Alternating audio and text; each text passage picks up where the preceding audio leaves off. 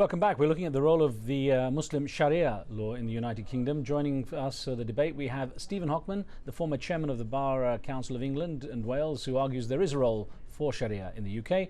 Shaista Gohir is a government advisor on Muslim women and opposes the implementation of Sharia. And Taji Mustafa is a member of the British Muslim organisation Hizb ut-Tahrir. He says that Sharia is not only being practiced in the UK, it's working well. Let's get back to our debate with a couple of phone calls. First on the line, we have Ibtihal in London. Go ahead, Ibtihal. Yes, hello. I'm delighted to be part of the debate. My name's Ibtihal Basit. I'm a presenter on Islam Channel for a women-only show called Muslimah Dilemma. I'm somewhat surprised that Shaista says that women or people generally, Muslims, don't want Sharia law. That's certainly not been my experience of the various guests that I've had, who are all women, who all call for Sharia law. And like your channel, although not as popular yet, we are a global channel. We get calls from all over the world wanting to see Sharia law implemented, not in Britain, but back in the Muslim world, because that is what the people of the land believe will liberate them. And the evidence for that is the fact that we can see various demonstrations. Let's forget the polls, because some of them can be written in a particularly biased way. We don't know how the questions are asked or what comments are made about the questions. But let's just remember the 100,000 people, most of them women, who did a whole conference calling for Sharia to be implemented in Muslim land.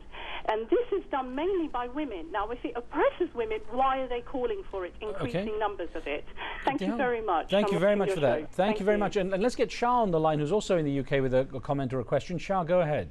Hello. I am 100% agree with Shasta.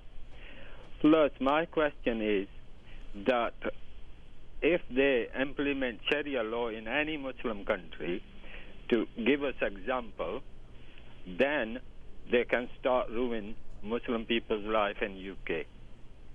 Okay, thank you very much, Shah. What I'm going to do is I'll get a response from all our guests on this, but I want to start with Stephen Hockman in Paris, and also bring in an email that we got from Belgium.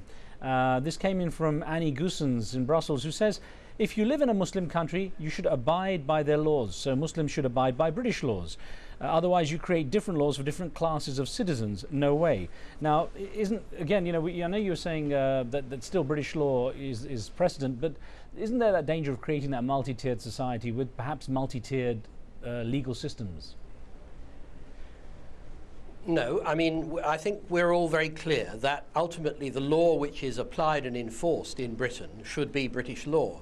But what I think is very, very interesting about the contributions from my two fellow participants and also from one or two of the people who've called in is that they seem to me, and as I say, I am in no sense an expert, but they seem to me to be describing a moral code which is not necessarily set in stone, which is evolving as moral codes inevitably do as society changes. And it seems to me that if we would like to see the moral code evolving in what we believe to be an appropriate and civilized way, and if we want to reject completely the idea that people should be subjected to the lash, however serious the offence that they've committed, if we're against that, and if we want to see all cultures moving towards a more civilized consensus, it's no good just telling people to get on with their own lives and ignoring what they do. You have to reach out to people. You have to be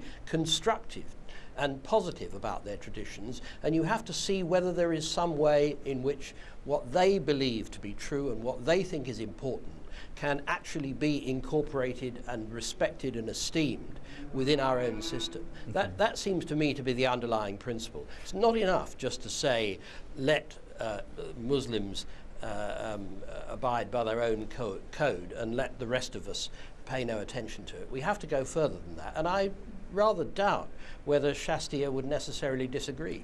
Well, let me get Shaista go here to respond to what the viewers said, but also bring in an email that we got from Edmonton in Canada, and MN Baig wrote in saying this: although it is partially based on the Quran, Sharia is more a reflection of the cultural values of that time.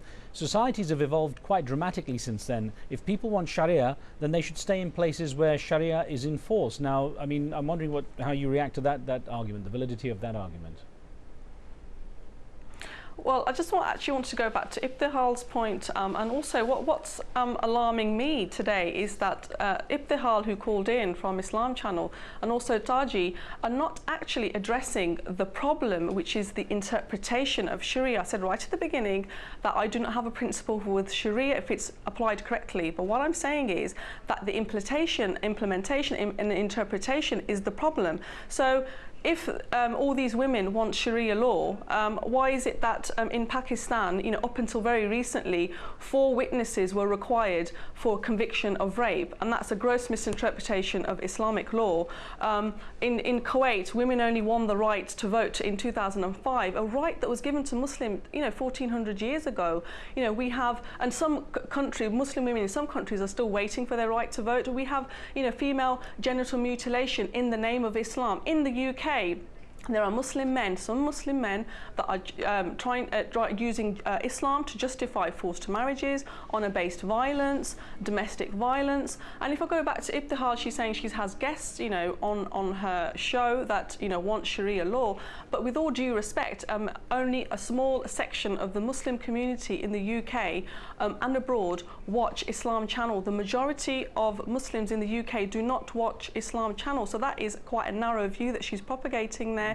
The majority of Muslims do not want Sharia law and are quite happy to use English British law to actually solve their problems. And the ones that do want to use Sharia law, there are informal councils that already exist. So for example, a Pakistani Muslim can go to the Sharia board that serves their community. A Bangladeshi can go to theirs. An Indian Muslim can go to theirs, etc., etc. I can't see how one Sharia board can cater for all those communities. And yes, there may be Muslim women that have had positive experiences from these Sharia boards, but we must not forget about those women that have had negative experiences. And what I'm finding is that some of the rulings that have been handed out by the Sharia councils in the UK are even more conservative than some of the rulings that are handed out abroad. And that really alarms me that Muslims here are getting more and more conservative. I want to get Fahim on the line, who's been waiting from London as well with a comment. Go ahead, Fahim. Hi. Go ahead.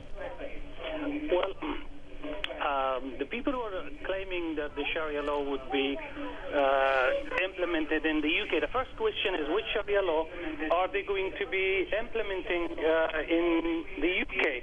I mean, Sunni, Shia, Wahhabi, which interpretation of Sharia law they would first be presenting? And the second is, we have got around 150, maybe more and less, Afghans living in the UK. Most of their issues are being sorted out through their cultural jirgas. Okay. If they've got any problems, they go to these jirgas. Let me get Taji Mustafa. Let me get Taji Mustafa, because we have about a minute left. So Taji Mustafa, response to that. That's an interesting point. Which aspect of Sharia?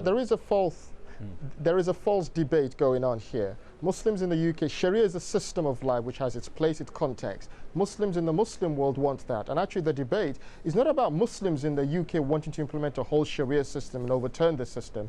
It's that they want that in the Muslim world. The evidence shows that. And actually what we have is, due to the war on terror, the British and American governments are waging a war to prevent Muslims in Afghanistan, in Iraq, living by the Sharia system. So really this debate about the UK is a nonsense, to be quite frank with you. Muslims, they want the caliphate, the Khilafah, they want Sharia there. Why is it that British ministers said publicly, Charles Clarke, that the return of Sharia as a system in the Muslim world is not acceptable? Why is it that people in Iraq, Afghanistan, these people, they want Islam? And to say that Saudi and these countries are Sharia states, frankly, is a nonsense, because they don't implement Islam, rather they persecute those who want Islam. Okay, well, listen, I have to end the debate there. Unfortunately, we're out of time, but I want to thank all three of you for being with us. Thank you. On the next show, we look at the foreign policy of the US presidential candidates. Will the next White House really bring a change in how America looks at the world? Send us your thoughts and tune into our new time, 2030 GMT. From me and the team, see you next time.